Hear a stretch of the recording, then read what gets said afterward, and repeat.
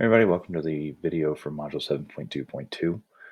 We're continuing with electrophysiology here and getting into just a brief overview of cellular electricity, which just highlights just a couple things that we won't see in other areas, but a lot of this is overlap into what we're already talking about. So cellular electricity, basically what the principles here we need to know are the propagation of electrical charges across the cell membrane is needed for, remember, muscle contraction and the function of the nervous system, which we'll get into in the next unit. And this relies on the resting membrane potentials, graded potentials, and action potentials, which we'll talk more about in detail in the next two units or modules. Um, Remember, all cell membranes produce electrical signals by ion movements, and that's usually sodium and potassium across the membrane. And that relies on the transmembrane potential or the electrical current that's generated off of that ion movement.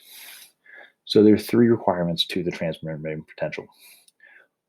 One basically is the concentration of the gradients of the ions. Two, there has to be a selectively permeable membrane with selective ion channels that allow those ions to pass. And three, it has to maintain the charge difference across the membrane. So that means it just has to have that resting membrane potential. And usually, what we're talking about when we're speaking about resting membrane potential is at minus 70 millivolts. I want to move on to neurophysiology here. Remember that neurons conduct the electrical impulse, and that requires the transmembrane potential, which equals the electrical difference across that cell membrane. Cells are usually going to have a positive charge outside because they pump cations out, and the negative charge inside because of proteins. Talk about voltage and current and resistance here, which are electrical concepts that you might remember if you've taken some physics classes, but voltage is a measure of potential energy generated by a separation of opposite charges. Current is the flow of electrical charges, and then resistance basically restricts ion movement. Some other physics principles here. You have Ohm's law, which just states that current is equal to voltage divided by the resistance, and current is high when voltage is high and resistance is low. Remember that we're set at a resting potential at minus 70 millivolts, but membrane resistance can be altered to create a current across.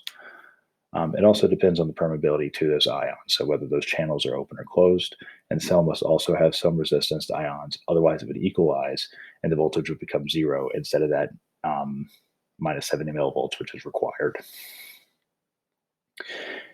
If that voltage were to reach zero, there would be no net movement of ions across, and therefore no nervous impulses. So when we're speaking about electrical versus chemical gradients, the electrical gradient opposes the chemical gradient, and we'll talk more about this when we get into graded potentials. So potassium inside and outside of the cell are attracted to the negative charges on the inside of the cell membrane and repelled by the positive charges on the outside of the membrane. And the chemical gradient is strong enough to overpower the electrical gradient, but this weakens the driving force of potassium outside of the cell. This just highlights the steps of the electrical chemical gradients, which we'll talk about more in the next module. So remember about electrical chemical gradients. For a particular ion, the sum of the chemical and the electrical forces equals the electrical chemical gradient. And acting on the ion across the cell membrane, which is a form of potential energy, there's a potential for movement of ions, and the movement can be carried as an electrical signal as long as we maintain that resting membrane potential of minus 70 millivolts. So the equilibrium potential is the transmembrane potential at which there's no net movement across the cell membranes. For example, potassium would be at minus 90 millivolts, and sodium would be at positive 66 millivolts.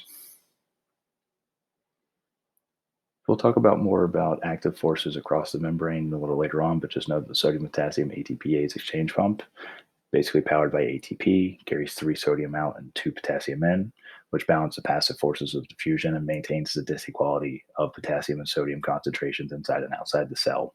Also helps to maintain that resting potential.